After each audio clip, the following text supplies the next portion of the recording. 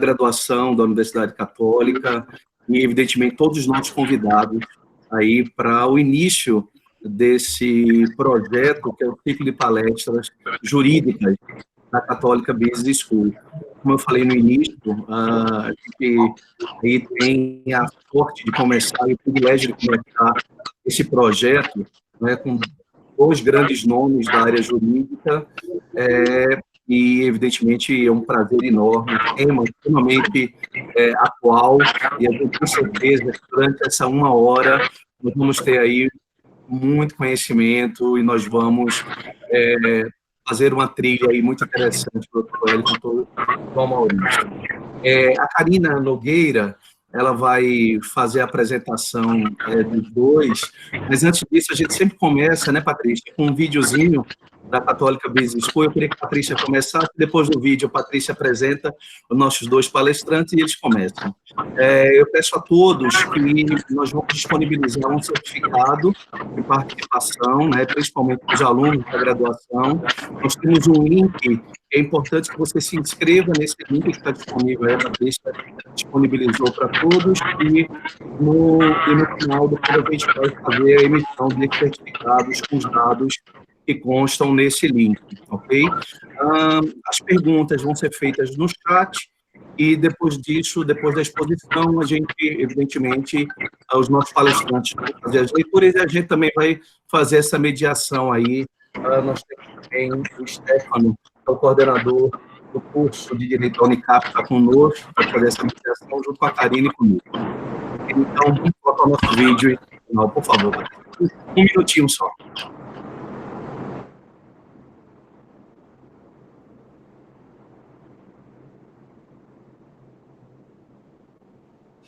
Tendo como propósito criar um ambiente de negócios que reúne empresas e instituições parceiras, a Católica Business School se fundamenta no desenvolvimento sustentável, no empreendedorismo social de impacto e na formação de líderes socialmente responsáveis. Todas as aulas são baseadas no conceito de lifelong learning e incluem metodologias ativas de aprendizagem, design thinking, estudo de cases, aprendizado baseado em problemas, PBL. Os cursos de MBA da Católica Business School estão concentrados nas áreas de gestão de negócios, gestão de pessoas, gestão de projetos, finanças e controladoria, investimento em ações e mercado de capitais, liderança, inovação e negócios sustentáveis e o mais novo curso na área do Digital Strategy. Todos esses motivos fazem da Católica Business School a melhor opção para quem deseja aprimorar suas habilidades e conhecimentos para contribuir de forma significativa no mercado.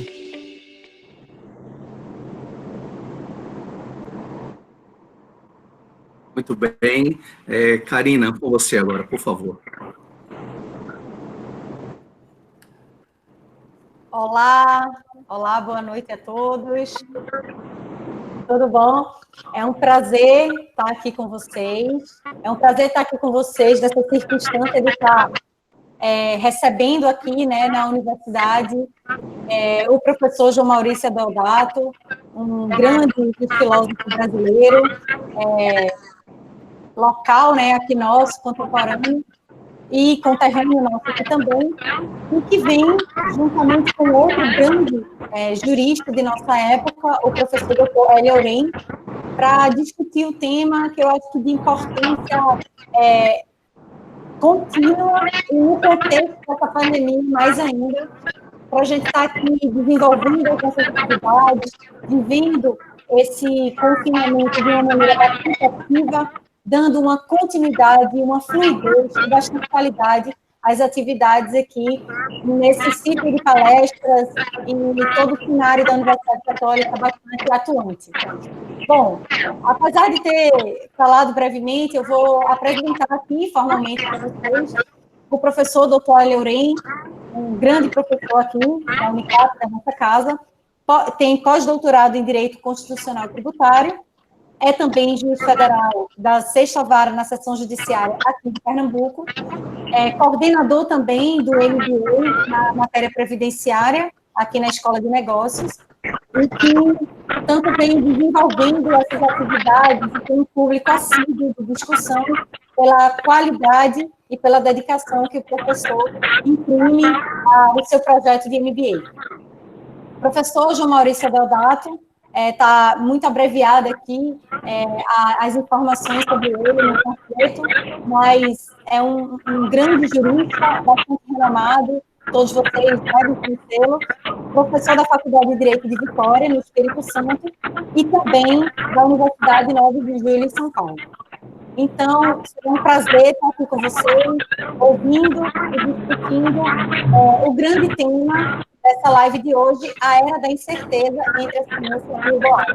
Sejam bem-vindos.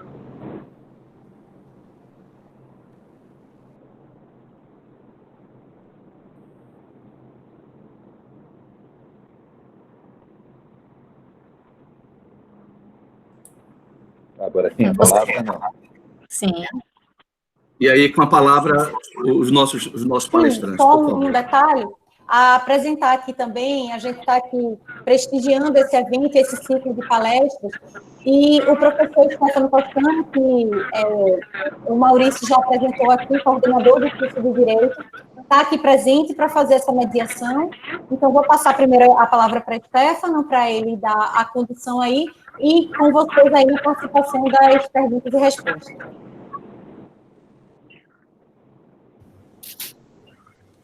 Bem, boa noite a todos, boa noite aos participantes da palestra, boa noite, professora Karina, Maurício.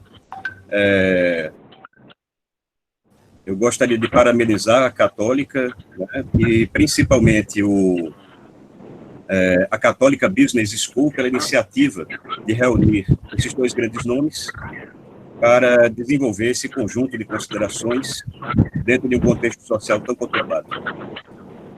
Então, eu acredito que nós já conhecemos o professor Hélio e o professor João Maurício Deodato, talvez também dispense a apresentação, pelo fato de que é, sem dúvida, um grande nome da filosofia do direito no Brasil, não apenas um professor, como a gente poderia dizer, mas, sobretudo, um filósofo, propriamente dito, na medida em que ele tem desenvolvido toda uma perspectiva teórica própria, baseada nos estudos de retórica e também com uma base na filosofia.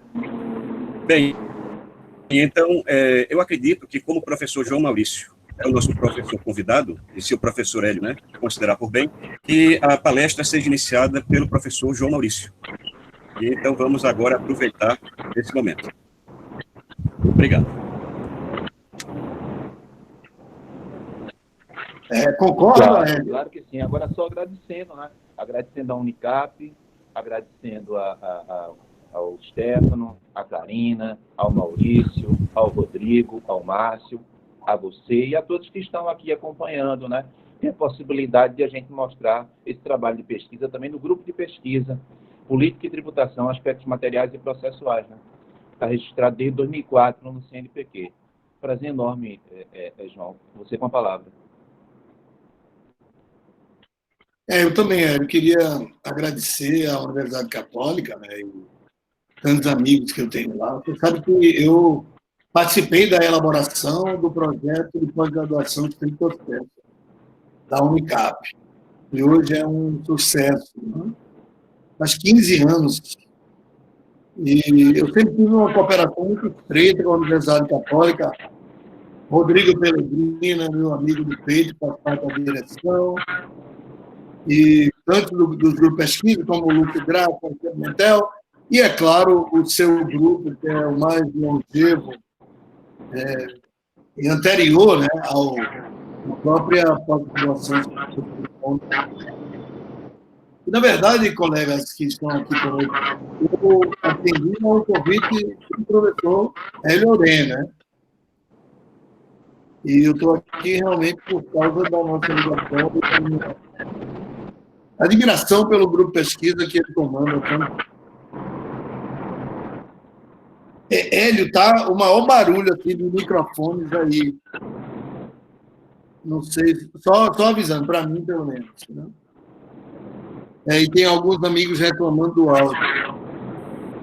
Talvez seja melhor...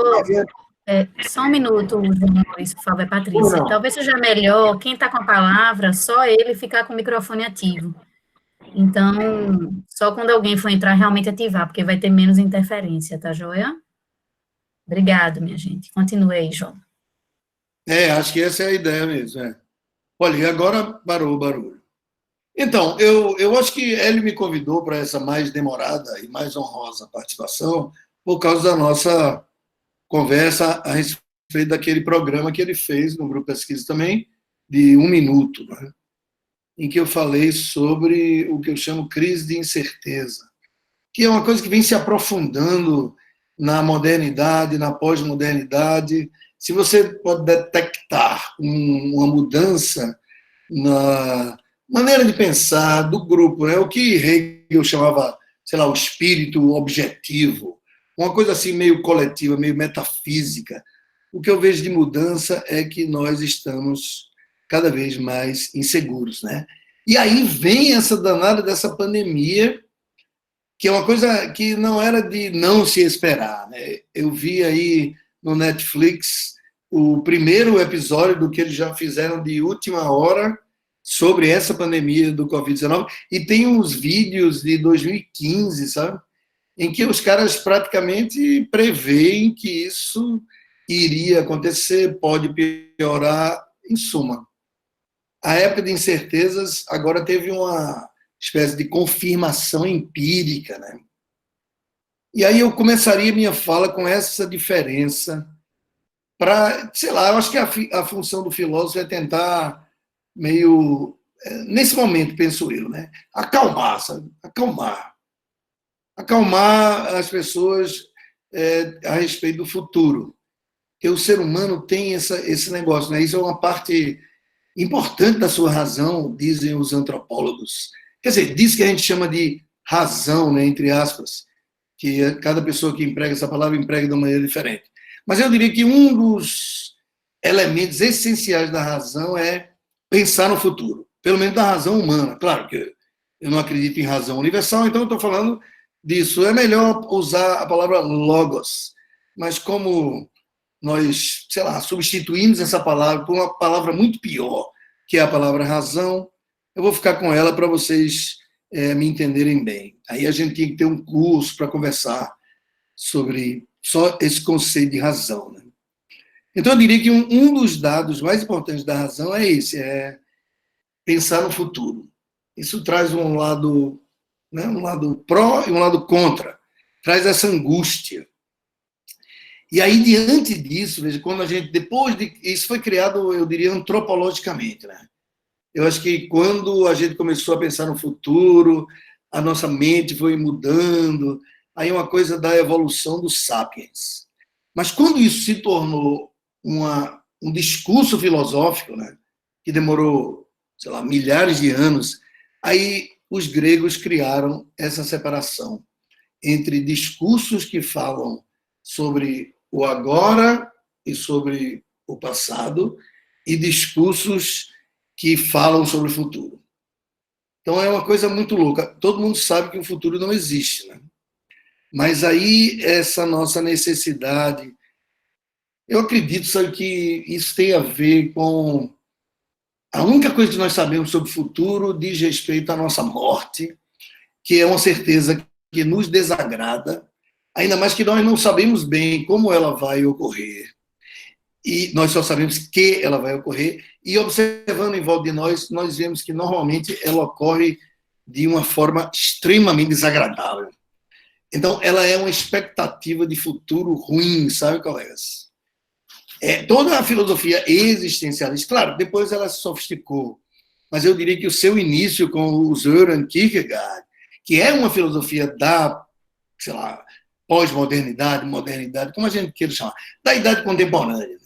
Eu não dou muito valor a essas cronologias. Mas é uma coisa moderna, né? É esse cara cuja filosofia se baseia totalmente nessa angústia diante da morte. Só que o discurso normativo, né, que é esse discurso, que é como eu chamo esse discurso sobre o que vai acontecer no futuro, ele tem esse grave defeito de que ele não é real, né? Ele é idealista.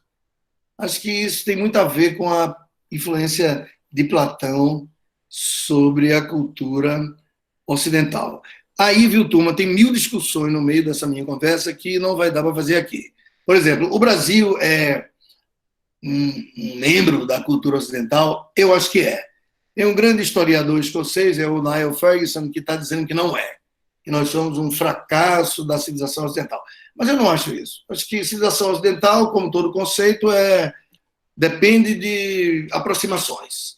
Então, se eu vou pensar em fracasso e sucesso, então eu diria, a Itália também não é uma civilização ocidental. E veja que a Itália é um dos berços principais da civilização ocidental, pelo menos na modernidade, né? A partir do Renascimento. Então, esse discurso normativo é muito mais presente na vida das pessoas do que o discurso empírico. E, terminando essa minha fala introdutória, a minha luta é para privilegiar o discurso empírico, sabe? O problema é que esse discurso empírico é modesto, não leva a muita coisa, né? Ele diz o que está acontecendo, mas se nós chegássemos a um acordo sobre o que está acontecendo, penso eu, nós já teríamos uma imensa vantagem nessas discussões terríveis sobre as quais eu e o professor Hélio Ourem pretendemos falar aqui. Então, veja que o discurso empírico das ciências, que não deveria ser desprezado, ele não exerce praticamente nenhuma influência sobre a imensa maioria das pessoas. Né? Tem muito a ver com a ignorância, né? Mas aí eu vou falar sobre isso depois que Hélio se manifestar. Mas vocês veem que esse discurso, que não são novidade, né? De terra plana, negar a evolução, dizer que a Terra tem 6.000 anos, é uma prova de que os dados empíricos da ciência não são importantes para a imensa maioria dos seres humanos. Isso é uma tristeza, né? A ciência está muito na frente. O mundo poderia ser muito melhor se as pessoas ouvissem mais o discurso da ciência, que é um discurso essencialmente empírico. Mas as pessoas só querem ouvir discursos normativos. E eu fico impressionado com, sabe o que a gente chama aqui no Nordeste vulgarmente de chute, né? Qualquer um chega para dizer o que vai acontecer amanhã, o que vai acontecer no mês que vem e o que vai acontecer daqui a 1 ano, ou 2 anos, ou 3 anos. Quando a ciência, que devia ser a nossa guia, não sabe nada sobre esse coronavírus, né? Nem se ele reinfecta. As soluções para esse dilema, aí eu vou deixar para daqui a pouco, dependendo do que o professor Hélio Ourem comandar.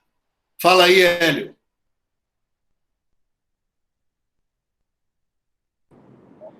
O microfone está audível? Vocês estão escutando ou não? Eu estou. Bom, eu não sei. Está escutando, então vou continuar. Olha, eu queria inicialmente, novamente agradecer a Universidade Católica de Pernambuco, agradecer ao MBA, agradecer ao PPGD, o Programa de Pós-Graduação em Direito, que está fazendo 15 anos nesse ano, e, claro, ao grupo de pesquisa Política e Tributação, Aspectos Materiais e Processuais, que, em função dele, surgiu com um projeto de Por um Minuto, onde a gente está convidando, como o João falou, juristas do Brasil, de todos os estados do Brasil, e de fora do Brasil também. Não é?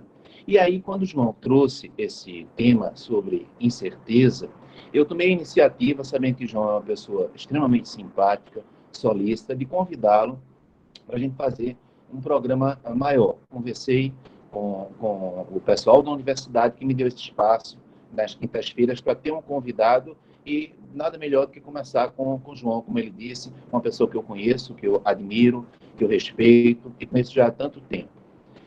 Olha, para hoje eu separei 10 pontos. Você pode dizer, eita, vai ser muito extenso. Eu vou ser o mais sintético possível em relação a cada um desses pontos. Primeiro ponto. Laboratórios P4. Existem cerca de 30 laboratórios P4, que significa alto risco, que lida com vírus, que lida com bactérias, com protozoários de alto risco. 30 laboratórios P4 aproximadamente pelo mundo.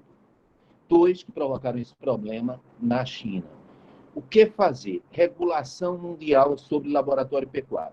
É possível fazer uma regulação mundial alguma segurança jurídica sobre o funcionamento desses laboratórios de alto risco? Porque eu lembro que em 2018, alguns cientistas norte-americanos chegaram ao atual presidente Trump e disseram que um laboratório ficar a cerca de 200 metros de uma feira, um laboratório de alto risco P4, ficar a cerca de 200 metros de uma feira, não era recomendável, só que os Estados Unidos estavam em negociações com a China, negociações comerciais, e talvez isso tenha dificultado chamar a atenção para esse problema. O fato é que nós estamos diante de uma pandemia, a última entre 18 e 20, aliás, a segunda vaga foi mais perigosa do que a primeira vaga, da gripe espanhola. Por que a segunda foi mais perigosa? Porque o pessoal aguentou ficar confinado durante um certo período. Então, a primeira vaga não foi tão forte, mas depois não aguentou mais. Não aguentando mais, foi às ruas. E nas ruas, a segunda vaga foi a mais forte. Então, esse é o primeiro ponto que eu colocaria para a reflexão de vocês. É possível uma regulação jurídica mundial em relação a laboratórios que lidam com alto risco, por exemplo, com vírus e bactérias de alto risco. É necessário que nós pensemos nisso para evitar que, no futuro, novas pandemias venham iguais ou piores do que esta. Esse é o primeiro ponto que eu queria que vocês pensassem. O segundo ponto, que eu também queria que fosse objeto de reflexão de vocês, juristas, filósofos e pessoas que estão aqui nos acompanhando, muitas pessoas estão dizendo que não estão conseguindo acessar. Uma pena, né? Só lembrando, o acesso teria que baixar o aplicativo do Meet, né? E depois esse link que eu coloquei teria que entrar a partir do aplicativo, se for em celular, como é o meu caso agora. Ou então colocar o link direto no navegador, qualquer um desses navegadores que vocês usam. Bom, o segundo ponto, a questão da liberdade individual. Recentemente, o governo chinês colocou em discussão que a liberdade individual poderia ser uma debilidade do mundo ocidental. Então, seria realmente a liberdade individual uma debilidade do mundo ocidental? Sim, porque, de alguma maneira, se você consegue confinar as pessoas e elas respeitam esse confinamento, isso reduz o contágio, no caso de um vírus como esse. E aí? Limitar a liberdade de locomoção. Esse é um preço que a civilização quer pagar. E não é só liberdade de locomoção. Liberdade de culto, por exemplo. Como se sabe, em Portugal, houve uma aceitação no que diz respeito à Igreja Católica de não promover, ontem, dia 13 de maio, Nossa Senhora da Aparecida, não houve aquela aglomeração na cidade de Fátima. Então, Nossa Senhora de Fátima, em Portugal, conseguiu, no dia de ontem, uma data marcante em Portugal, conseguiu evitar aglomerações. Mas o fato é que, se a Igreja, isso vem sendo muito discutido na Europa, se a Igreja, de algum modo, tem uma limitação no que diz respeito ao pagamento de impostos, poderia a Igreja fazer jus a algum benefício decorrente, por exemplo, dos seus servidores, as pessoas que trabalham na Igreja? Então, a Igreja poderia fazer como uma empresa normal, ou seja, em Portugal, um terço deixou de ser pago, mas o outro terço era pago pelo Estado. Então, os servidores das igrejas não apenas católicas, teriam direito a que o Estado pagasse esse terço, não é, no salário das pessoas que trabalham, não é, com liberdade de reunião. E aí? Em um regime ditatorial e um regime fechado, a liberdade de reunião é mais facilmente limitada. Em uma democracia ocidental, isso parece ser difícil. E aí, a liberdade individual é uma debilidade ocidental? Esse é um desafio. Nós estamos em um mundo diferente do mundo do início do século XX. A pandemia existiu, a gripe espanhola, e foi muito intensa, com milhões de mortes, mas ela foi mais lenta. Ela chegava de navio. Agora a pandemia chega de avião a jato. E aí, o que fazer diante dessa mudança, diante da globalização que atualmente existe no mundo? Então, esse é um segundo ponto que eu queria destacar. Um terceiro ponto, ao meu ver, muito, muito importante também. Médicos e cientistas. Se fala em ciência, mas atualmente, pelo volume de informações que nós possuímos, o que acontece? A pessoa pode escolher, inclusive o médico, o cientista, aquele grupo que efetivamente fala o que ela quer ouvir. Então, se, efetivamente, você pode escolher, como médico, como cientista, como pessoa ligada à área do direito, aquele grupo que você quer escutar, será que ainda é possível se falar em ciência? Né? Há alguma objetividade ou, na verdade, não há objetividade mais nenhuma, no momento em que a gente pode escolher, diante do volume de informações, né, aquelas pessoas que a gente quer estudar e aquelas pessoas que a gente não quer estudar. Me parece que, para haver ciência, nunca uma hipótese poderia se confirmar de imediato como sendo a conclusão. Isso é difícil. É fácil falar, mas é difícil aceitar, é difícil escutar as outras pessoas. Não é simples assim.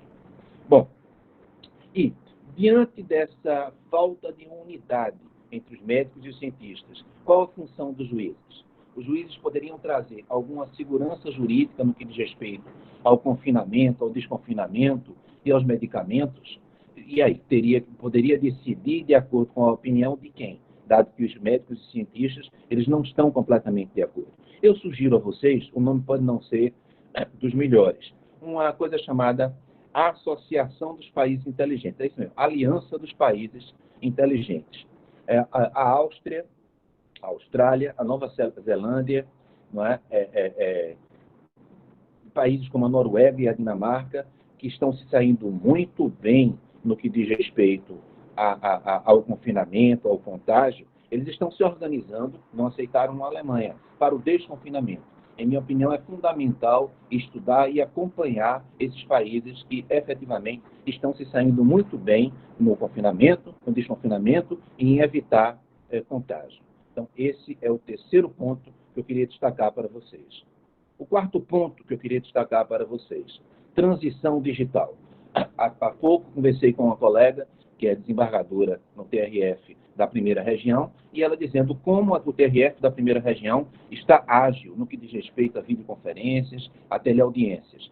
Só que essa transição digital ocorreria como? Através do PJE, Processo Judicial Eletrônico. Eu lembro que na Justiça Federal, duas regiões, a segunda região, Rio de Janeiro e Espírito Santo, e a quarta região, Paraná, Santa Catarina e o Rio Grande do Sul, não lidam com o PJE, lidam com o EPROC. E aí, o que fazer diante disso? Nós não temos uma unidade no que diz respeito ao processo digital. E não se trata apenas do processo judicial, mas também do processo extrajudicial. Os cartórios extrajudiciais estão cada vez mais se digitalizando. E aí, nós temos uma população com inclusão digital suficiente para trabalhar com o processo judicial e com o processo judicial digitalizados. Esse é o quarto ponto que eu destaco para efeito de reflexão com vocês. Um quinto ponto. Olha, a Alemanha, como vocês sabem, é uma federação. 16 estados da Alemanha disseram que queriam desconfinar. O que fazer quando a vontade do Estado é diferente da vontade central? Uma das alternativas é a da Angela Merkel, ou seja, reuniu e disse, vocês podem, já que vocês querem desconfinar, é uma questão da competência de vocês, agora é preciso estabelecer uma linha geral. Por 50 mil habitantes, a partir do número X de contágios, por 50 mil habitantes, vocês que desconfinaram, reconfinam. Então, talvez seja importante nós pensarmos não apenas do ponto de vista técnico, se trata, no caso do Brasil, da Federação Brasileira, de uma competência concorrente, onde os estados, como entendeu o Supremo Tribunal Federal, de uma competência comum, com controle da União. O que não pode é cada estado fazer aquilo que quer. É necessário ter alguma linha de conduta. Eu lembro que o caso da Espanha foi um caso traumático. A Espanha tem várias regiões e essas regiões não se entendem com o poder central. Resultado, o número de mortos na Espanha foi extremamente, 23 vezes maior do que até aqui o número de mortos em Portugal. Então, haver uma articulação, uma homogeneidade federativa sobre como reagir diante de alguma coisa tão grave, me parece muito importante. Talvez o exemplo da Federação Alemã seja um bom exemplo. Portanto, esse é o quinto ponto que eu destaquei para vocês. O sexto ponto que eu destaquei para vocês, que eu quero destacar para vocês, a questão dos idosos. Veja bem, no mundo inteiro se vem concluindo que é necessário manter os idosos confinados. Confinados até quando? É preciso... Não, mas é uma discriminação positiva. Eles precisam estar confinados para não morrerem. Olha bem, é preciso que a gente reflita sobre os idosos. Qual o comportamento que a sociedade deve ter em relação aos idosos? Os mais jovens podem imaginar, bom, eu não pego doença, o que é um equívoco, não é? Se eu pego uma doença mais leve, então vamos adiante e contaminar o pai, contaminar o avô. Acho que é muito importante nós termos uma atitude no que diz respeito aos idosos. Tanto assim que eu convidei para a próxima quinta-feira o professor Leite de Campos. O assunto específico da próxima quinta-feira será a questão dos idosos. Como fazer em relação aos idosos uma parcela tão importante da nossa sociedade. Não teria sentido, eugenia, imaginar, não, os que tiverem saúde sobrevivem, os que não tiverem, não sobrevivem. Porque, e aí vem o 7º ponto, nós estamos, ao meu ver, incorrendo em um grande equívoco, colocando a economia contra a saúde. O problema não é esse. Economia e saúde. Normalmente, os países que primeiro confinaram são aqueles que primeiro estão desconfinando. Não tem sentido um país ter um volume de mortes imenso e imaginar que a economia vai funcionar. A economia funciona se a saúde funciona. Então, é necessário levar as duas questões próximas. Nem sempre é fácil. Aliás, costuma ser difícil. Portanto, criticar a maneira como um presidente, como um governador lida com essa equação difícil entre economia e saúde é muito fácil. Difícil é resolver o problema. Eu lembro aqui da África. A África tem mais de 50 países. A média de idade no continente africano é em torno de 18 anos. Então, em muitos países africanos, a quantidade de mortes até aqui vem sendo baixa por coronavírus. Agora, essas pessoas não tendo como sobreviverem em maio, junho, julho, pode haver uma pandemia de fome. Então, o que fazer nessa equação tão difícil? Economia, saúde. Ao invés de brigarmos, ao invés de só escutarmos um lado, me parece fundamental aproveitarmos essa oportunidade para escutar todos os lados, escutar as pessoas que têm informações a respeito, para chegarmos a algum tipo de consenso no que diz respeito a essa difícil equação economia e saúde. Esse foi o 7º ponto. O 8º ponto é a contabilidade da pandemia. Por quê? Os testes. Então, é preciso ponderar sobre os testes, porque normalmente é o que se diz, se o teste é feito e há uma despesa pública no que diz respeito à compra desses testes, muita gente dizendo que não está conseguindo entrar, gente. Que pena. Bom, eu espero que na próxima oportunidade mais pessoas consigam entrar, que a gente consiga dar acesso a essas pessoas. Pois bem, para ver, comprar respirador, comprar testes, está chegando até a justiça, não é? Olha bem, é preciso ter dinheiro, questão financeira. É preciso identificar no orçamento como resolver um problema tão grande quanto esse. Em um Estado moderno, existem 3 maneiras de você conseguir dinheiro. A primeira maneira é tributo, mas aumentar tributo em uma situação econômica que nós estamos, talvez não seja o melhor caminho. Cria um empréstimo compulsório ou tributa as grandes fortunas. Aumentar tributo talvez não seja possível agora. Não é? Pondero com vocês. Mas esse é um caminho teórico. A segunda maneira é se endividar. Eu lembro que os Estados Unidos estão lançando na economia 2 trilhões. É isso mesmo, 2 trilhões. E a União Europeia já lançou 600 bilhões e o chamado Grupo Europeu está se reunindo para chegar até 2 trilhões também. E isso vai ser entregue aos estados, dependendo do número de pessoas infectadas, através ou do empréstimo, se for empréstimo, tem que pagar, ou através de subvenções, que, claro, os estados que vão receber preferem subvenções, porque o empréstimo eles têm de pagar. E aí, é preciso dinheiro para comprar esses testes, mas esses testes não são efetivos. Se uma pessoa tem uma carga viral baixa, mesmo estando infectada, o teste pode dar negativo. Se fala em erro de 30%. Então, as pessoas vão ter que realizar testes e mais testes para voltarem a essa nova realidade. Há dinheiro para comprar tantos testes? Sim, porque se uma pessoa que pode contagiar estiver na sociedade, estiver na empresa, ela vai contagiar as pessoas que estão na empresa. Isso é muito preocupante. Questão dos respiradores, dos variadíssimos valores dos respiradores. Bom, o que fazer? Em estado, no caso de Portugal, Portugal estava, assim como a Espanha, em estado de emergência. Agora não está mais em estado de emergência, está em estado de calamidade pública. Mas os juristas discutem o que é estado de calamidade pública. Quais são as normas efetivas para o estado de calamidade pública? Nós não temos experiência. E isso é um problema terrível. O Brasil precisaria estar em estado de sítio, estado de defesa, para tomar medidas excepcionais, que efetivamente vem tomando. Então, esse é o 9º ponto que eu queria, o 8º ponto que eu queria destacar para vocês. O 9º ponto que eu queria destacar para vocês, eu espero não estar sendo rápido demais, é a questão do dever cívico. Em alguns países, é dever cívico, portanto, não há uma obrigatoriedade de votar. Então, a pessoa vota se quiser. Portugal, por exemplo, o voto não é obrigatório. E aí, o fato de ser um dever cívico, o voto não é obrigatório, faz com que as pessoas não votem.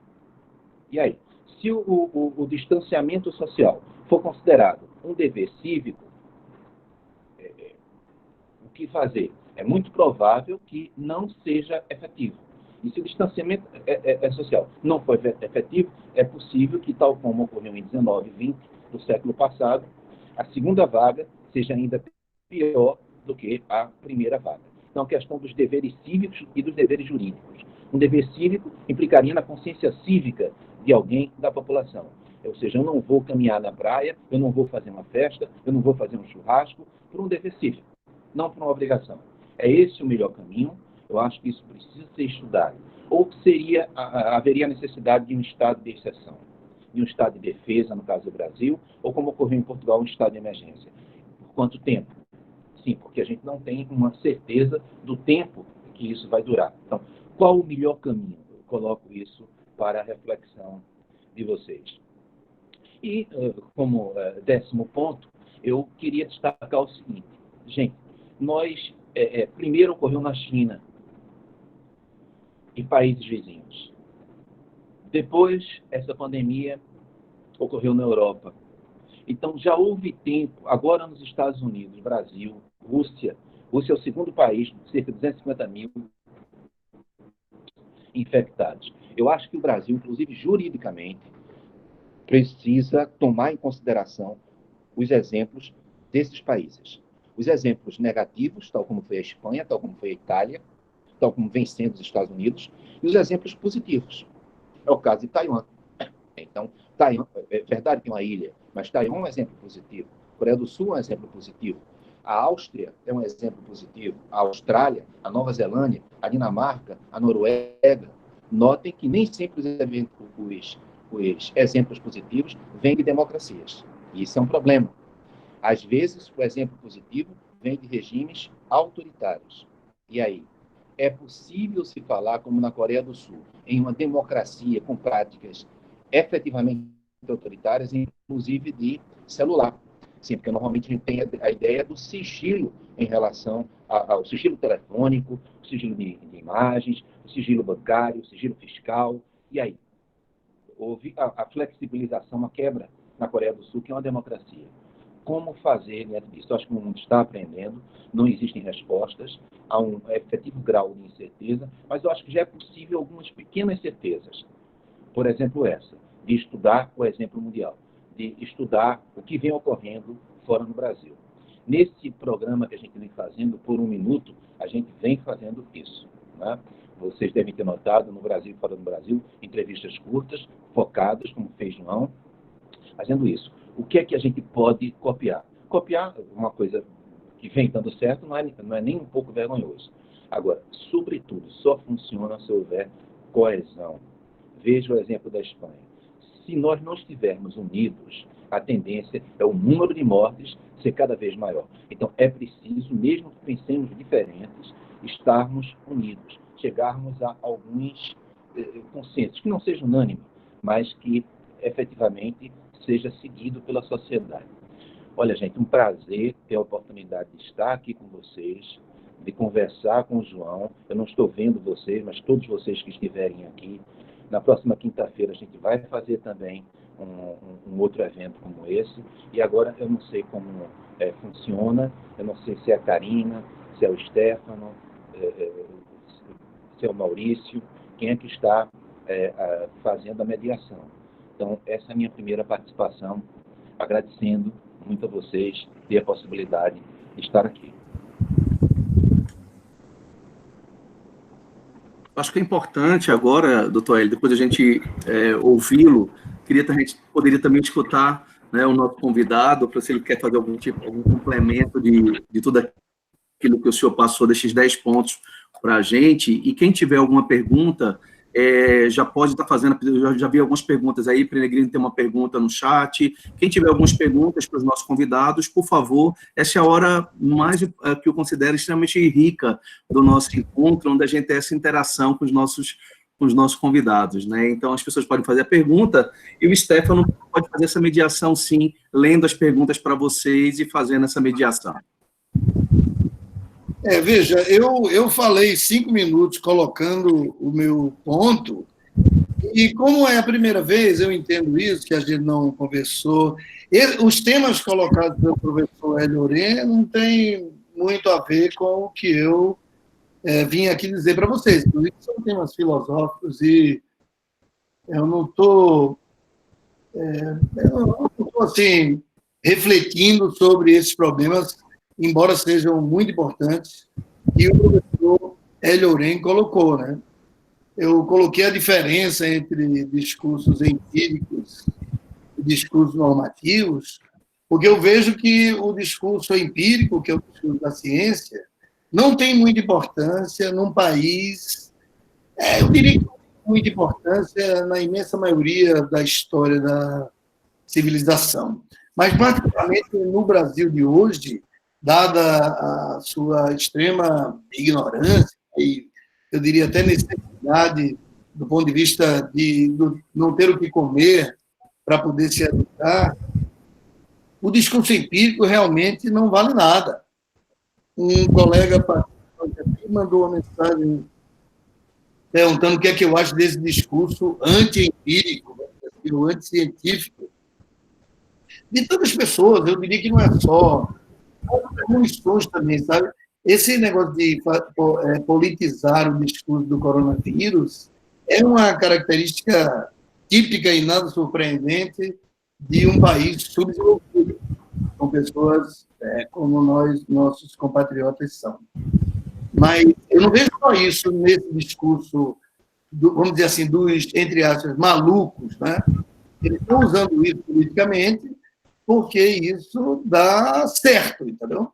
Não é exatamente uma coisa de, sabe, dar tiro no pé, não. Isso dá certo, e dá certo porque há uma massa que realmente vai nessa conversa. Então, o discurso de que a Terra é plana e essas coisas todas medievais, aí que o vírus não contamina, que isso é conversa, é uma coisa, eu acho, perfeitamente, vamos dizer assim, inteligível, né? Isso acompanha a civilização há muito tempo. A gente tende a... O que eu acho interessante na internet, que o Humberto Eco mencionou, né, e que eu falei no 1 Minuto com o Hélio Oren, é que essas pessoas que sempre existiram eram impossibilitadas de se juntar e se chegar a um relato comum, sabe? E a internet lhes deu voz. Eu não quero ser tão, sei lá, tão duro quanto o Humberto Eco, dizer que ela deu voz aos imbecis, né? Mas eu diria, ela deu voz a pessoas que não têm o menor preparo empírico. E como no discurso normativo todos somos iguais, né? Eu acho isso, eu acho isso, eu acho aquilo, não é uma questão de eu sei, porque o eu sei faz as pessoas serem diferentes. O eu acho as torna iguais. É por isso que o discurso argumentativo é tão democrático, né? Nós não temos como provar esse tipo de gente que a Terra não é plana, porque os argumentos científicos em prol da tese de que a Terra não é plana não tem nenhum sentido para essas pessoas. É como se você estivesse falando, sei lá, uma língua extraterrestre. Então, eles negam a evolução, a idade da Terra. Por quê? Porque o discurso normativo, que é esse discurso idealista sobre o futuro, é mais importante na antropologia do ser humano do que o discurso empírico, que é o discurso científico. E basta ver como a ciência demorou para ter alguma hegemonia, né? E teve, mais porque inventou formas de matar rapidamente outros seres humanos, né? Galileu foi empregado por causa da engenharia balística que ele conhecia, assim como tantos outros. Então, não é a pandemia só nos fez, assim, digamos, para nós mais escolarizados, ter um choque de realidade, que para um filósofo realmente não é um choque de realidade, porque o filósofo já sabe disso, não precisa de pandemia para ter consciência disso. E vocês viram em termos de... Eu não quero ser... Exatamente, não quero fazer discurso normativo, pró ou contra facções políticas. Acho que o que mais me envergonha no Brasil, mas também é de outros países subdesenvolvidos, é a politização dessa tragédia. Né? Eu estava pensando como em Curitiba, né, no Paraná em geral, que foi um dos estados que menos politizou essa briga, o combate parece estar sendo mais eficiente. Mas veja, aí eu não quero fazer premonição, não dá para dizer nada. Ninguém ainda sabe de nada. A gente só sabe que o confinamento é a melhor estratégia. E veja, há dois tipos de ignorância, que é ou, ao contrário do senso, dois tipos de sabedoria. Uma é sobre os dados empíricos. Como conhecer os dados empíricos, que já é muito difícil. É isso que as ciências nos trazem. As ciências... Você sabe, colegas, que essa distinção entre o que é e o que deve ser é uma invenção grega, né? É uma invenção pré-socrática, sofística. O mundo da natureza, o physis, e o mundo dos nomoi, né? Das normas, dos fios de prumo. Nas civilizações mais antigas, não há diferença entre isso, entre essas duas maneiras de pensar. O que é o que deve ser, e o que deve ser é o que é.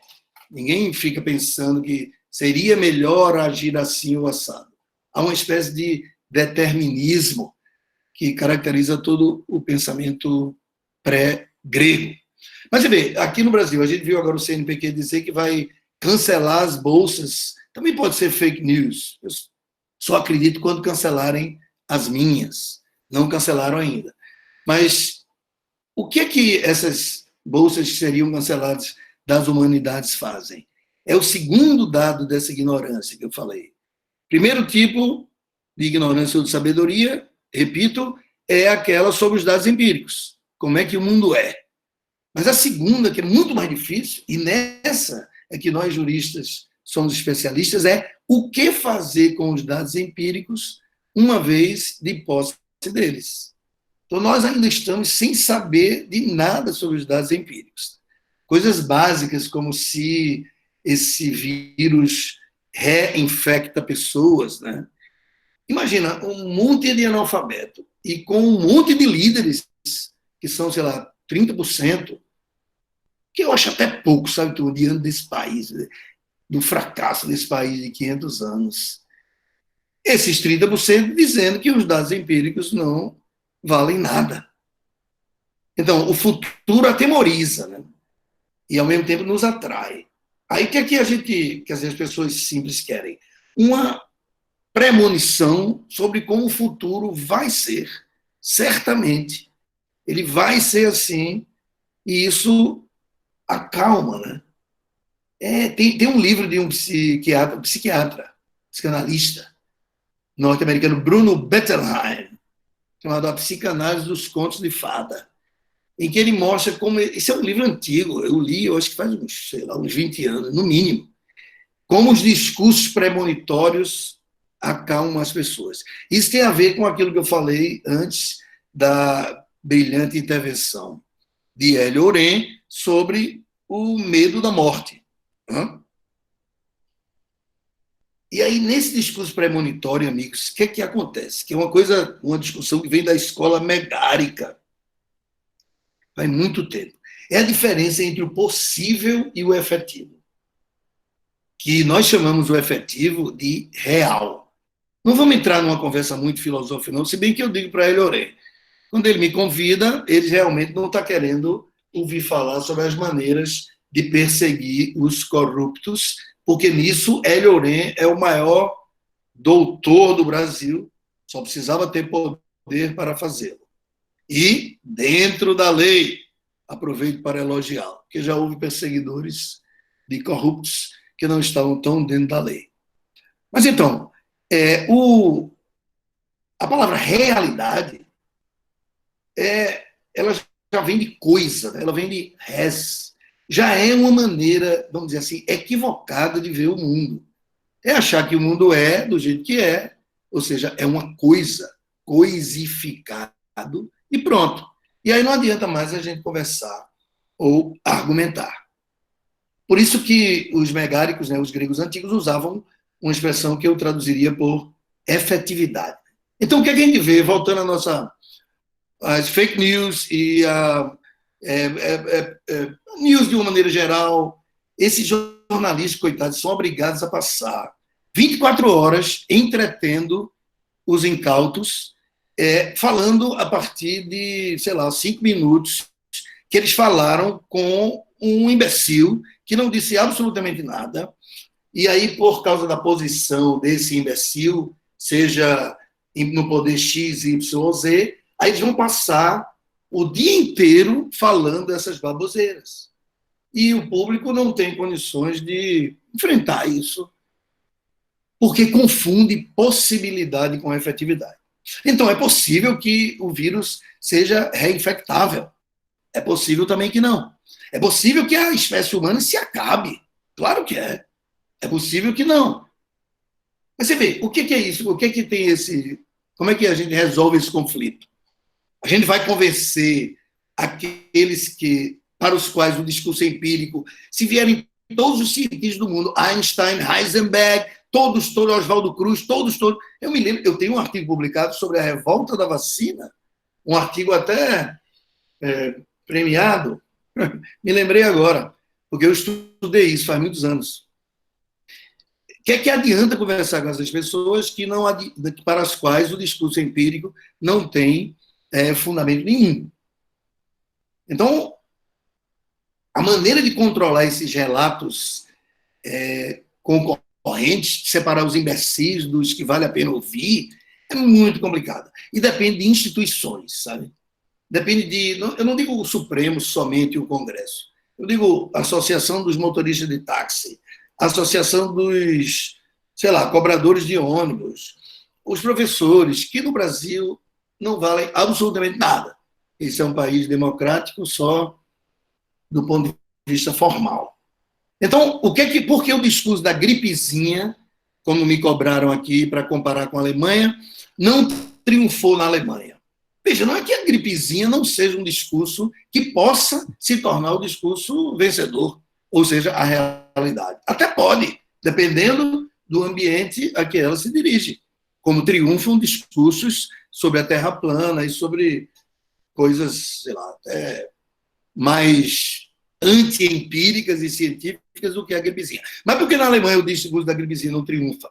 Porque o vizinho chega para o outro e fala, é uma gripezinha. Aí o vizinho, que não é cientista, não é nada, ele reage já de uma maneira tão terrível que aquele que falou da gripezinha não consegue fazer com que aquele relato progrida. Então, as premonições vivem dessa coisa, da ignorância quanto ao futuro e do medo, e dessa diferença entre o possível e o efetivo. Quer ver, quando alguém vem para mim com uma história totalmente bem contada sobre o que vai acontecer amanhã, eu falo, puxa, isso é possível, mas e daí?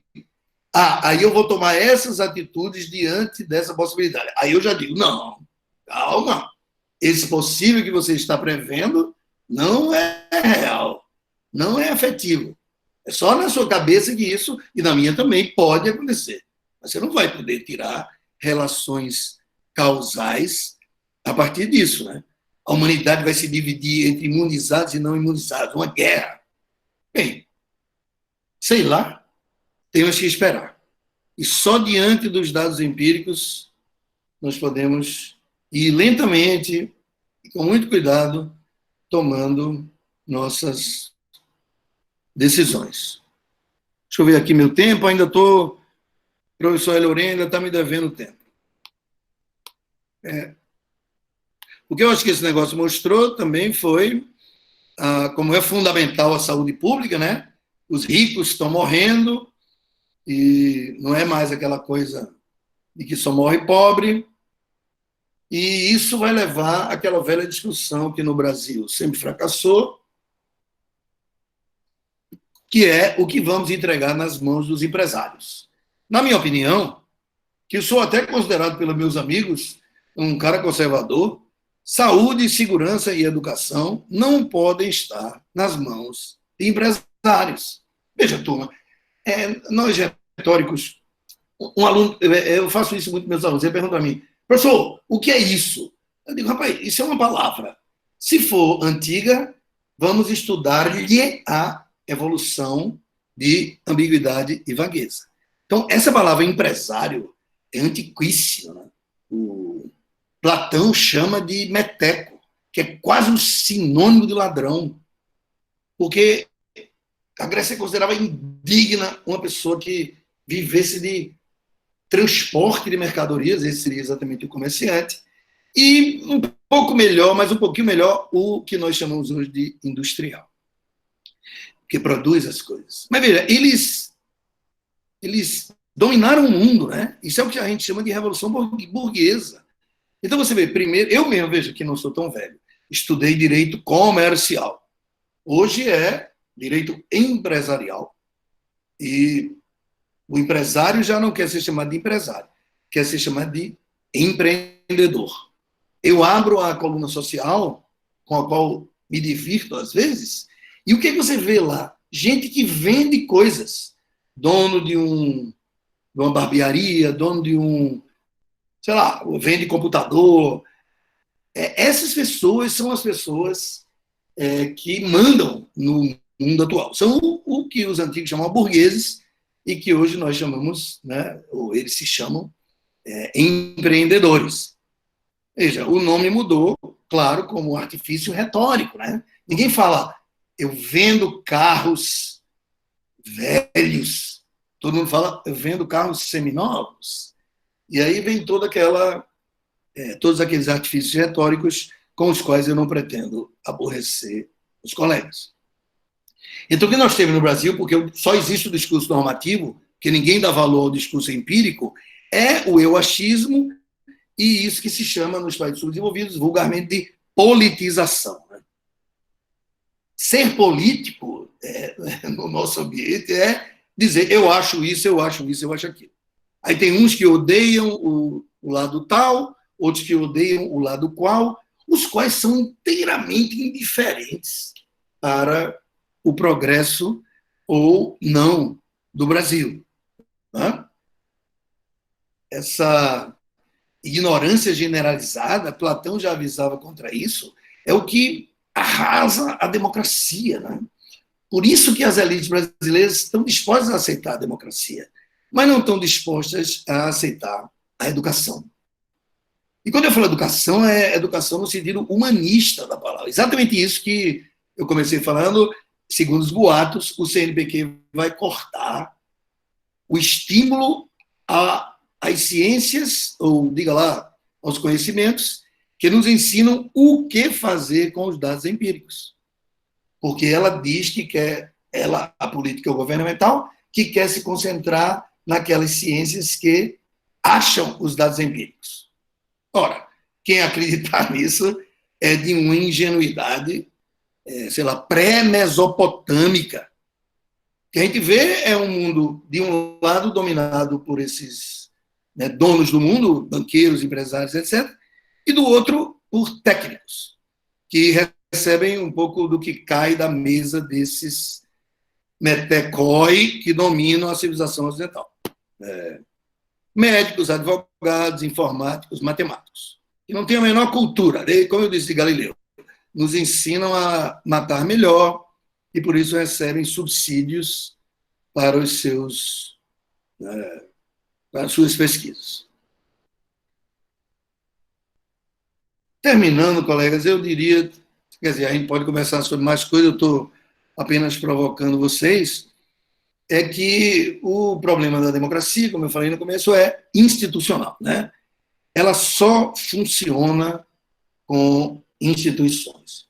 Quer ver, quem julga se o relato da ciência ou da gripezinha é o melhor, não é a verdade. Como eu digo para vocês, isso é uma ilusão. Porque você não vai conseguir mostrar a verdade, ou o que quer que você ache que seja a verdade, para um analfabeto que não tem a menor noção daquilo que você está falando. Então, o que a gente tem que fazer é criar instituições que fixem o sentido das coisas. Por exemplo, quando alguém falar de gripezinha, não pode. Porque as universidades, a Associação dos Procuradores, Promotores, Juízes Federais, em vez de ficar falando de prazo, não sei das coisas, vão dizer, olha, isso aí não pode, discurso de gripezinha, aí acha lá na lei, claro, isso é a coisa mais fácil do mundo, alguma coisa para combater. Ou seja, nossos filtros democráticos são muito ruins. Os melhores, seja no conhecimento ou na ética, não chegam ao poder.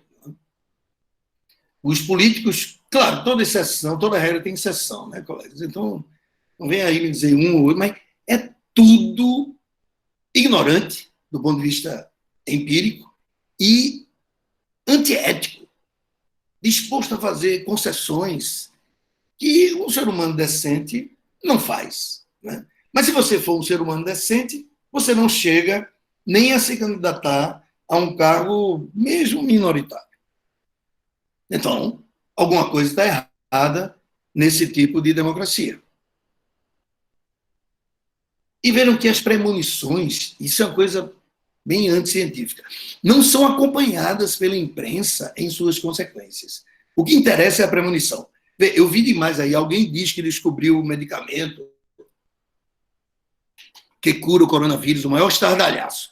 Depois todo mundo esquece. Não, tinha que ir atrás, pegar aquele médico do Butantan, sei lá, de Abacate, e falou, oi, por que você falou isso?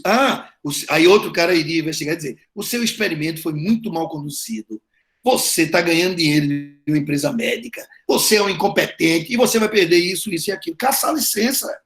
Vai premonição assim como? Não.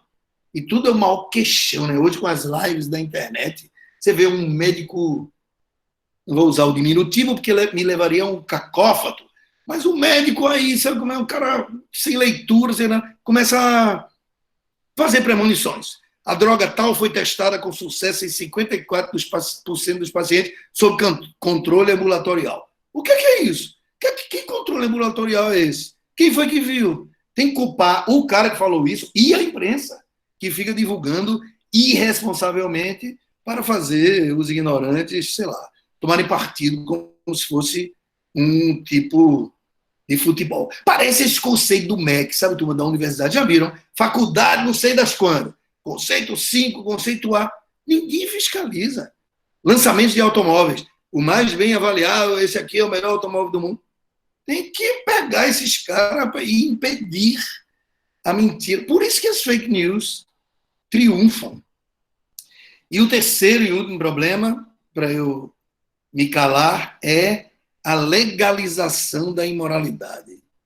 Puxa, colegas, nós, então, juristas que fomos acostumados a cumprir a lei, né?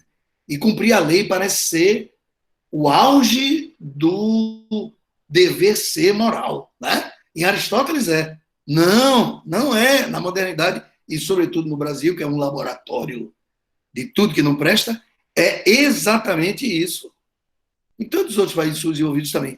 A imoralidade, a ineficiência, a incoerência são legalizados. Penduricalhos, fundo partidário, sei lá, vitaliciedade de ministro supremo, políticos, banqueiros. Rapaz, são os melhores amigos do governo. Veja, quem pode lutar contra os metecói é o governo, rapaz. Ninguém mais tem força para isso. E no Brasil, o governo é o melhor amigo dos empreendedores. Quem é que vai poder lutar contra isso? Rapaz, o governo não é para fiscalizar essa turma, não. É para perseguir essa turma. É botar para quebrar, entendeu? Por que Roberto Jefferson está solto, dando aula aí como se fosse eu? Por que José Disseu? Por que a imprensa não explica o que é que aconteceu no processo de Roberto Jefferson? Por que fica falando do churrasco de Bolsonaro que nem aconteceu? Por que o teto do funcionalismo público não existe? E o decoro do STF, turma, vocês viram, um ministro acusa o outro, ao outro de um ilícito, e o outro responde acusando aquele ministro do mesmo ilícito, e não acontece nada. A Procuradoria da República não faz nada. O jornalismo não faz nada. O que se faz é um caba desse fazer um comentário imbecil para um monte de jornalista de quinta categoria, e aí vai para a rampa bater boca, e aí os jornalistas ficam reverberando aquela besteira. E haja premonições sem nenhum fundamento. Possibilidades futuras, repito, como se o possível fosse real. Então, o meu discurso para vocês é que a política tem que mudar muito. A democracia moderna é muito ruim. Regra geral, só funciona quando todo mundo é rico e maravilhoso, como na Suécia. E mesmo assim, olhe lá.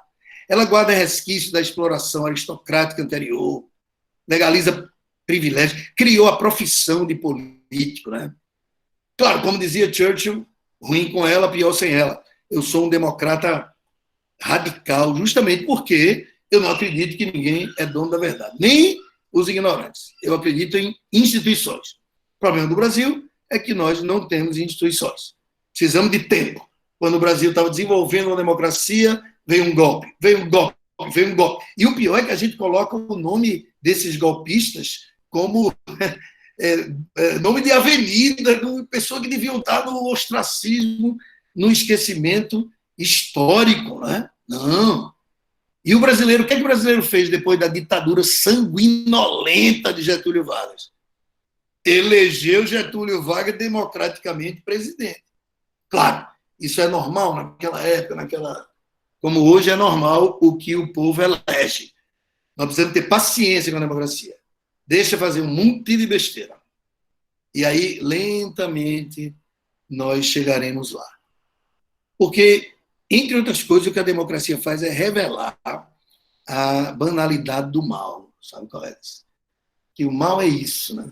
Como diz Hannah Arendt.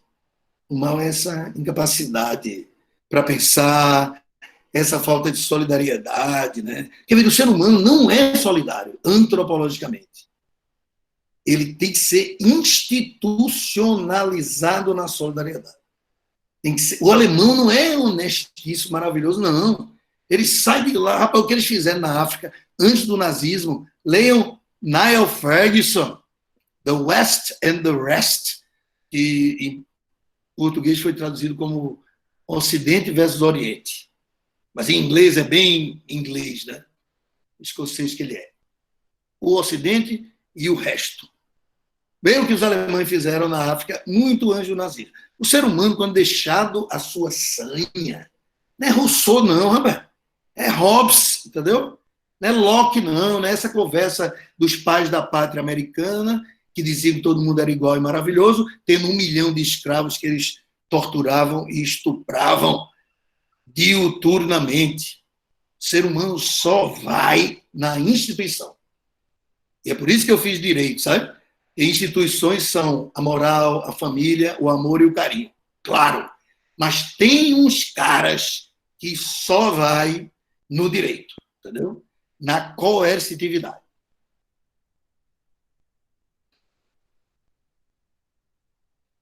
A espécie é assim. Pode ser que ela evolua do ponto de vista até biológico, antropológico. Mas vai demorar 100 mil anos. O que tem que ser imediato é instituições. O crime não compensa. Na Alemanha, o crime não compensa. No Brasil, compensa, só tem... Eu só vejo quem se dá bem é criminoso. Meu Deus, desde que eu nasci. Já tenho quase 70 anos. Berto, uma última palavra, viu, Hélio? Última mesmo. Minha mensagem é de otimismo. Porque, vejam bem, se a desgraça humana fosse como Hobbes diz, a gente estava mal.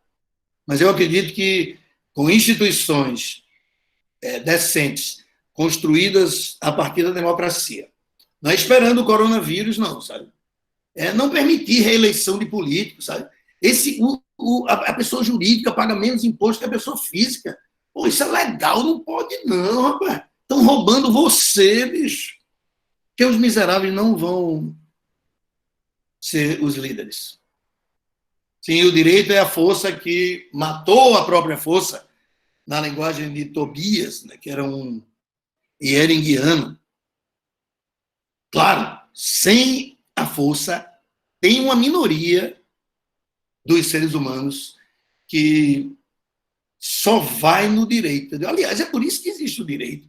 Se fosse possível, se os romanos tivessem mandado a turma ler Virgílio e a turma tivesse aceito, não teria necessário colocar cruzes ao longo de toda a Via Ápia para civilizar, entre aspas, né, o que viesse depois. Então, veja, turma, o vírus é menos glamuroso. Meus alunos sabem, eu sempre sonhei com os ETs chegando, hein, Hélio? Para destruir a humanidade. O ET olha e não vai ver nenhuma diferença entre nós e uma barata, porque ele vai ter um código BIOS ou mineral. Aí é BIOS, aí nós, barata, macaco, como, aliás, nós que não temos nenhuma diferença para os chimpanzés, fazemos com os chimpanzés nessa investigação cruel desse tipo de ciência. Depois dos ETs, eu sonhei também com o asteroide, feito aqueles dos dinossauros. Vê que maravilha. Eu com 135 anos e o asteroide vindo assim, a minha netinha já velha e a humanidade maluca. E eu dizendo, pô, que glamour. Esse vírus é pior, turma. Que não é nada glamouroso, né? A gente vai morrer sem falar com os nossos entes queridos. Está pior do que os meus piores pesadelos. Mas alguns vão sobrar. E eu espero que eles aprendam. Né? Que a gente está ruim, a gente está ruim. Aquele livro Sapiens é otimista, e o Homo Deus é cheio de premonição, coisa nenhuma. Cara, falta uns livros mais grossos, entendeu? Não pode só ler paper do que está acontecendo no MIT, sobre choques que estão dando no cerebelo para diminuir a diferença em dolo e culpa. Eu acompanho isso também. Mas não, tem que ler livro grosso, tem que ler Platão, que é tão fácil e simples. Turma, observe quem está falando para vocês. Não só estou falando de mim, não. Estou falando quando alguém falar para vocês. Observe quem está falando para vocês. Aí você vai dizer, quem é esse cara? Pô, esse cara é um repórter da Globo News. Tá, e como esse cara chegou a ser repórter da Globo News? Vai lá ver. Vai ver. Se ele tem alguma coisa para te dizer ou para te ensinar. Além de viver nos corredores, bajulando, porque eu acho engraçado quando o repórter daquele diz, eu liguei para o ministro tal, como é que o cara pode ser um repórter decente se ele fica ligando na intimidade para o ministro tal? Ó, é igual a mim, que isso já está até na internet. Eu fui para uma palestra aí sobre a constitucionalidade ou não da prisão em segunda instância. E meu ilustre debatedor era um cara que era advogado dos caras condenados em segunda instância. Eu falei, meu irmão, o meu discurso é empírico, o seu é normativo.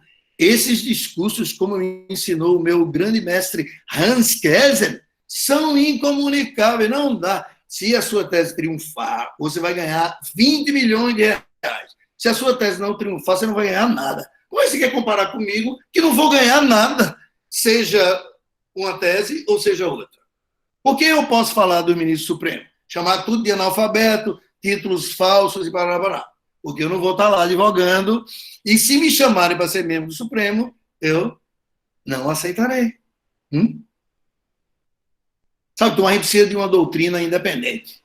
De pessoas que não sejam vinculadas a, sei lá, interesses advocatícios, interesses, sei lá, promotor, advogando, procurador do Estado. Sabe, isso é subdesenvolvido. Não dá para fazer isso. Claro, não vai ser imediatamente, mas vocês, jovens, têm que ser assim, intransigentes, sabe? Porque, viram, a gente já estava satisfeito em poder falar, como eu estou falando para vocês, no termo da ditadura, né? Que todo mundo tem amigo aqui que foi morto e torturado. Todo mundo da minha geração, né? Mas vocês não, vocês já têm a democracia, sabe? Tem que se aferrar totalmente à democracia. Negócio de golpe militar. Os próprios militares não estão afim dessa batata quente, graças a Deus. Mas aí vocês têm que construir instituições. que a minha geração não construiu, né? Ela só fica falando isso que a gente fica falando. Um ofende o outro, fala palavra, só besteira. Já é um bom começo. Pelo menos está podendo falar, ainda mais na internet. Mas não, a gente tem que construir instituições, sabe? Eleger o presidente da OAB, não é que o presidente da OAB é aquele discurso democrático, se ele é escolhido num negócio pior do que o Senado brasileiro, entendeu? Pode não, turma. Pode não. Tem que acabar com isso, rapaz. Tudo é legal. O que eu falei aqui? Já me esqueci. Os penduricalhos, esse negócio de juiz, amigos meus honestos, defendendo auxílio e moradia. Pode não. Aumenta o salário e vamos discutir o aumento do salário. Como é que um professor, que antigamente ganhava mais do que um juiz federal, como o doutor Hélio Oren, hoje está aí reduzido. E o pior é que, como tem poucos salários, o que leva para essa carreira são os que são atraídos para essa carreira, são os piores. Aqueles que não conseguem passar num concurso de juiz federal, como o doutor Hélio Oren. Aí vão ser os professores, sei lá, que vão carregar a doutrina nesse tipo de discussão. Puxa, Ana, Hélio, eu acho que eu já falei demais, né? Não, falei igual a Hélio, 40 minutos. Duas férias. Não, é isso aí. Professor, desculpe, só uma pequena intervenção, porque o professor Maurício pediu que eu lesse as questões, e eu notei que durante todo o seu discurso, você foi habilmente já respondendo praticamente todas as questões colocadas. Algum. E me chamou a atenção aqui que tem só uma questão colocada, eu não sei se do professor Maurício Randes, em que ele coloca que o professor William Davis, da Universidade de Londres, em um de seus livros, alega que os avanços da neurociência mostram ser impossível isolar a função racional da função emocional no cérebro humano. Davis propõe um novo paradigma em que as elites científicas, políticas e a mídia se reconectem com a dinâmica psicológica e cultural do grande público. Como é que o senhor vê isso? Essa questão colocada pelo professor Maurício. Eu conheço a posição, concordo, sim, não podem ser separadas. São tipos ideais, sabe, colegas? É uma preponderância na atitude. Eu acho que é possível, e você vê o comportamento diferente, sei lá, entre mim e outros juristas aí, Brasil afora, que são inteiramente partidários, né? Eu diria que é possível o que eu chamo de tentativa de neutralidade e a concentração mais nos dados empíricos do que na visão normativa. Dizer que elas são inseparáveis, como Maurício Randes disse, eu acho que não quer dizer que são a mesma coisa. Ele não pensou nisso, né? Isso, inclusive, seria uma tolice, né? Porque os seres humanos pensam no futuro e o futuro, pelo menos no nosso conhecimento, não é causalmente determinado. Pode até ser que seja. A turma está testando aí, mas as redes causais, porque eu torço pelo esporte e não pelo náutico, são tão intrincadas que é impossível reduzir as escolhas normativas à causalidade. Talvez no futuro isso se acabe. E eu acho que os sofistas inventaram essa diferença entre coisas que são fusei e coisas que são nomoi, justamente porque eles viram que essas perspectivas mentais são irredutíveis uma à outra.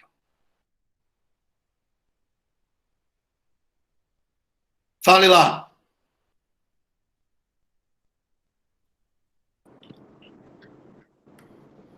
Doutor Hélio, acho que o senhor agora, para a gente chegar aí, acho que, como o Stefano falou, acho que grande parte das perguntas que foram feitas, né, no decorrer da explanação já foram respondidas. Eu queria que o doutor Hélio puxasse aí a finalização desse nosso encontro. Olha, eu queria dizer que várias pessoas do grupo de pesquisa, política e tributação, né, escreveram para mim e disseram, olha, eu não consegui acessar o link.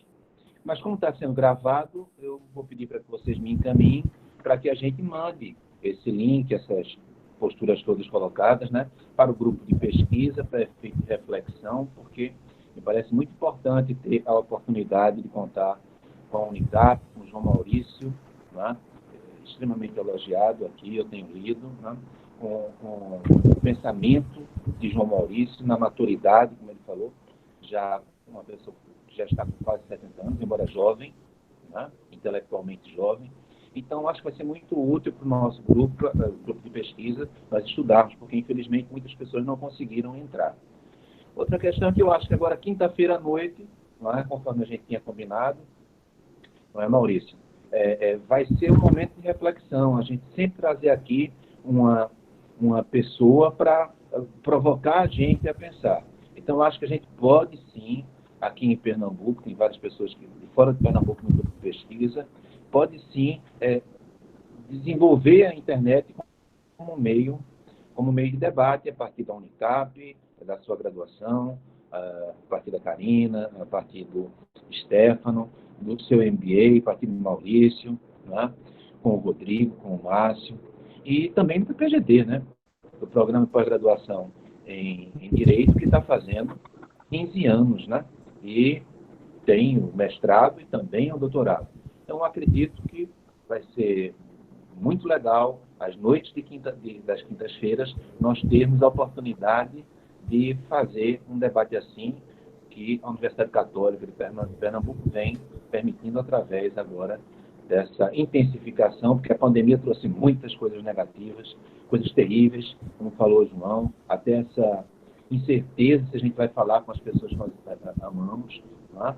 Isso é terrível, mas ela trouxe algumas coisas também positivas, né? A gente está agora com o meio digital mais intensificado, cada vez mais intensificado, não apenas nos bancos, não apenas na justiça, mas também na universidade. Eu acredito que encontros assim, toda quinta-feira, né, vai criar um hábito na comunidade acadêmica, na comunidade técnica, na comunidade em geral, de que é possível, sim, a partir da universidade, nós interagirmos com a sociedade. Eu acho que esse canal de comunicação, a universidade e o impacto social que a universidade efetivamente pode produzir, me parece que está só começando, né? E é isso. Muito obrigado a vocês, convidando para as próximas quintas-feiras. E agradecendo a João Maurício por estar aqui e ter permitido, não é? Muitas pessoas podem concordar, outras não, mas ter permitido ampla discussão. Não é? Me parece que isso é fundamental. Não há ciência se eu só leio aquelas pessoas com as quais eu concordo. Não é? E abjuro, coloco de lado aquelas pessoas com as quais eu não concordo. Não pode ser assim. É necessário escutar todas as perspectivas. As perspectivas a respeito de um assunto precisam ser exploradas para só depois tomar uma conclusão. Hipótese não é conclusão. Eu acho que João nos permite ter essa excelente oportunidade, começando esse ciclo de estudos jurídicos nas quintas-feiras. Muito obrigado por vocês. Doutor Hélio, nós que agradecemos, né? Queria muito agradecer ao senhor. Esse é o primeiro encontro desse projeto do ciclo de palestras jurídicas da Católica Business School, uma parceria com o Centro de Ciências Jurídicas da Unicap. Queria muito agradecer a Karina, agradecer a Stefano, agradecer a todos os professores, né, e alunos que estão aqui conosco. E como o doutor Hélio falou, esse é um momento, na verdade, eu queria ficar muito mais tempo. Eu tenho certeza que todo mundo queria escutar você, João Maurício, durante horas, né? E também como escutar também o doutor Hélio Loren, que sempre traz essa racionalidade extremamente bem estruturada, esse caminho, essa trilha de conhecimento que faz com que a gente saia muito melhor daqui do que nós entramos. Eu acho que a Escola de Negócios da Universidade Católica, ele tem justamente um objetivo de sempre trazer para a sociedade temas relevantes, discussões, pensadores, estudiosos em áreas de conhecimento, que possa agregar valor, né, e possa fazer a gente fazer essa reflexão. Quero aproveitar a todos e a todas e convidá-los para conhecer, nós estamos com inscrições abertas, com 6 LLMs, né, na área de Direito Médico e da Saúde, na área previdenciária. O Erorem é o nosso coordenador, do direito digital, do direito da mediação e arbitragem, né, da alta formação em direito constitucional, regulação da estrutura, e o nosso MBA também em compliance e governança. Quer dizer, a Escola de Negócios, a partir de agora, ela abre um braço extremamente importante para a área jurídica, evidentemente corroborando com essa tradição que a gente tem da Unicap e do Centro de Ciências Jurídicas da Unicap ser tão bem reconhecido no mercado, como o professor João Maurício falou. Então, eu queria dar boa noite a todos e a todas, agradecer aí os nossos palestrantes e convidá-los para a próxima quinta-feira, né? A cada quinta-feira a gente vai ter aí um convidado novo, o Hélio sempre conosco, né? E vai ser um prazer encontrar todos. Está gravado, nós vamos disponibilizar, inclusive, esse link no nosso canal do YouTube, com autorização dos nossos palestrantes, e todas as pessoas que precisarem, os alunos principalmente da graduação, né, dos seus certificados de participação, preenchendo esse link que a Patrícia colocou para a gente, vocês vão receber os certificados. Isso é extremamente importante para todos. Toélio Orem, muito obrigado, um prazer estar nesse projeto com o senhor. Olha, muito obrigado. Agradecer a João mais uma vez, a João Maurício, e lembrar que na próxima quinta-feira, direto da Europa, né? Na próxima quinta-feira, direto da Europa, nós vamos discutir como essa questão dos idosos, a questão dos coronavírus, como é que o confinamento e o desconfinamento vem ocorrendo na Europa. Não percam, Leite de Campos, 6 doutorados, Leite de Campos, professor com doutorado na Espanha, doutorado na Universidade de Paris, 2 doutorados em Paris, em História, em Direito. Acho que vai ser super legal. E que bom ter a oportunidade de ter meu amigo João Maurício nessa estreia. Prazer a todos. Patrícia, muito obrigado pela assistência, sempre conosco. Rodrigo Cortez, Rodrigo Neves, perdão, também, e todas as pessoas, professor Maurício Hans, foi meu professor aí, é um prazer tê-lo conosco aqui, Peregrino, todos os outros professores. Stefano, um abraço aí, estamos juntos na próxima quinta-feira.